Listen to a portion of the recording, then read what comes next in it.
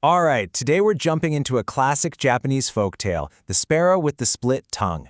It's a beautiful, simple story on the surface, but it's got a really powerful message about how our choices, whether they come from a place of kindness or greed, end up defining our lives. So, here's how we're going to break it all down. First, we'll look at an unexpected friendship. Then, things get a little tense with a cruel intervention. After that, there's a magical invitation, which leads to two totally different choices and two totally different fates. And finally, we'll wrap it all up with the moral of the tale. Okay, let's dive right in. The whole story really kicks off with just one simple act of compassion. And here we go, right at the beginning.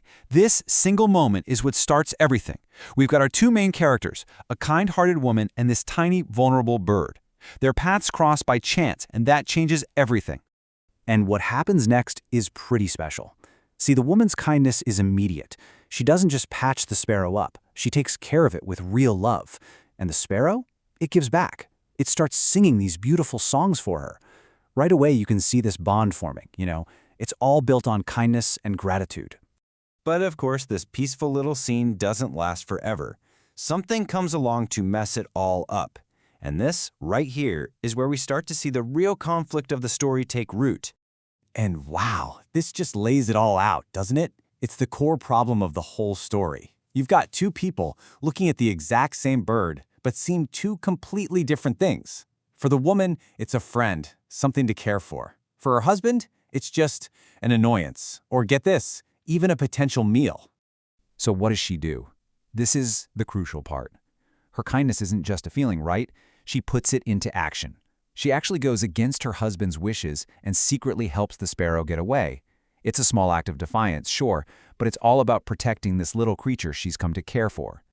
And that brave move, well, it doesn't go unnoticed. In fact, it's what kicks off the next part of the story. The part where things get a little magical. The sparrow is about to repay her in a really incredible way. I mean, think about that. To say thank you, the sparrow invites the woman to its magical home. The sparrow's gratitude is so deep, it's not just another song. It's an invitation to a whole other world. But this isn't just a simple reward. It's actually setting the stage for a big test of character. Okay, we're at the heart of the story now. This is the big moment. Both the woman and her husband are going to face the exact same choice. But, as you'll see, who they are on the inside is going to lead them down two totally different roads. So, once she's at the sparrow's home, she's given this choice. A big, heavy gift or a small, light one. Seems simple, right? But it's really a test. It's all about what's driving her. Is it humility or is it greed? And here's how it plays out. The woman, she's humble, she's considerate, she chooses the small gift. But her husband, well, when he finds out, his greed and jealousy just take over. He marches over there and demands the bigger, heavier gift. Two completely different approaches. And what was inside her small gift? It was filled with gold and jewels. Her humble choice was rewarded in a way she never could have expected. It's such a classic fairy tale idea, right?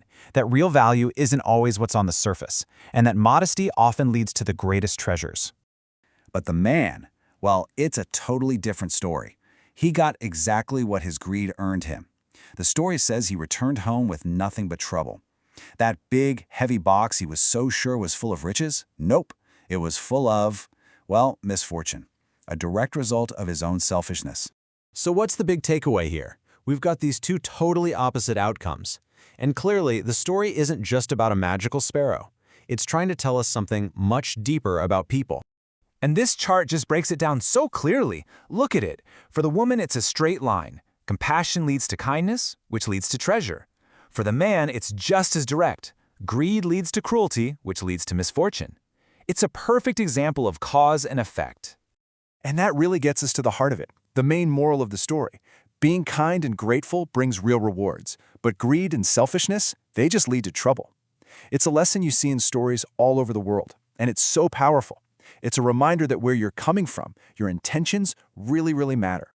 So, to wrap things up, I want to leave you with this question. This old story really makes you think, doesn't it? Is true wealth what we get, or is it what we choose to give?